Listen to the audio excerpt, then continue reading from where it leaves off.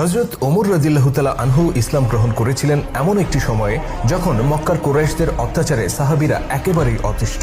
ততদিনে ইসলাম গ্রহণকারীর সংখ্যা এতই কম ছিল আর কুরাইশরা এতটাই মারমুখী ছিল যে কেউ ইসলাম গ্রহণ করার পর তা প্রকাশ করার সাহসই পেতেন না, বরং গোপনে তারা নিজেদের আত্মীয় স্বজন বন্ধু বান্ধবদের মাঝে ইসলামের দাওয়াত পৌঁছে দিতেন। কিন্তু ওমর রাদিয়াল্লাহু তাআলা আনহু ছিলেন একেবারেই ব্যতিক্রম।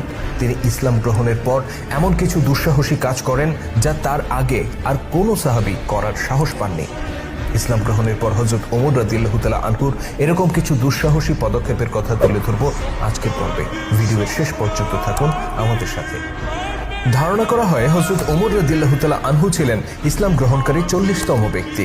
তবে কারো কারো মতে ওমর রাদিয়াল্লাহু তাআলা আনহুর আগে ইসলাম গ্রহণকারীর সংখ্যা আরও কিছুটা বেশি ছিল।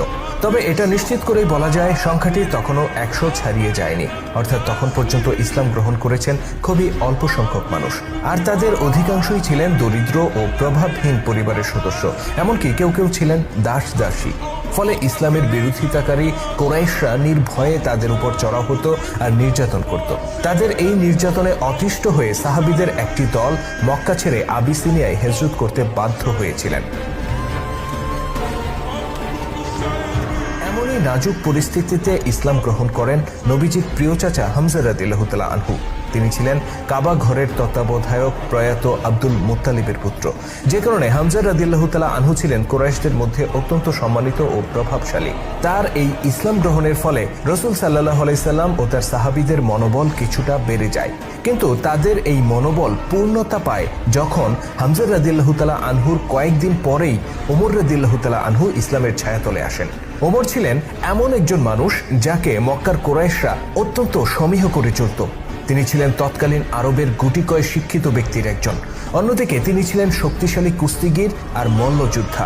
তাছাড়া বিচক্ষণ ব্যক্তি, উত্তম পরামর্শদাতা, নেতৃত্বের গুণ সম্পন্ন একজন মানুষ এবং সুবক্তা হিসেবেও তিনি ছিলেন সুনামের অধিকারী।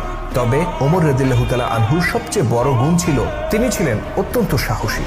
নিজের মত প্রকাশের ক্ষেত্রে তিনি কাউকে পরোয়া করতেন না। ইসলাম গ্রহণের আগে কিংবা পরে সবসময়ই ওমর রাদিয়াল্লাহু তাআলা আনহুকে এই বেপরোয়া ভূমিকা পালন করতে দেখা যায়। ইসলাম গ্রহণের পর তিনি প্রথম যে দুঃসাহসিক কাজটি করেন তা হলো ইসলাম গ্রহণের বিষয়টি প্রকাশ্যে ঘোষণা দেয়া।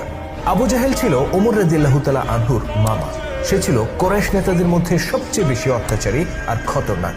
সাহাবীদের অনেকেই আবু জাহেলের সামনে পড়লে ভয়ে আটকে উঠতেন, কেননা সে সবসময় হাতে চাবুক নিয়ে ঘুরত আর দুর্বল প্রভাবহীন কোনো সাহাবী সামনে পড়লেই তাকে মারধর শুরু করত।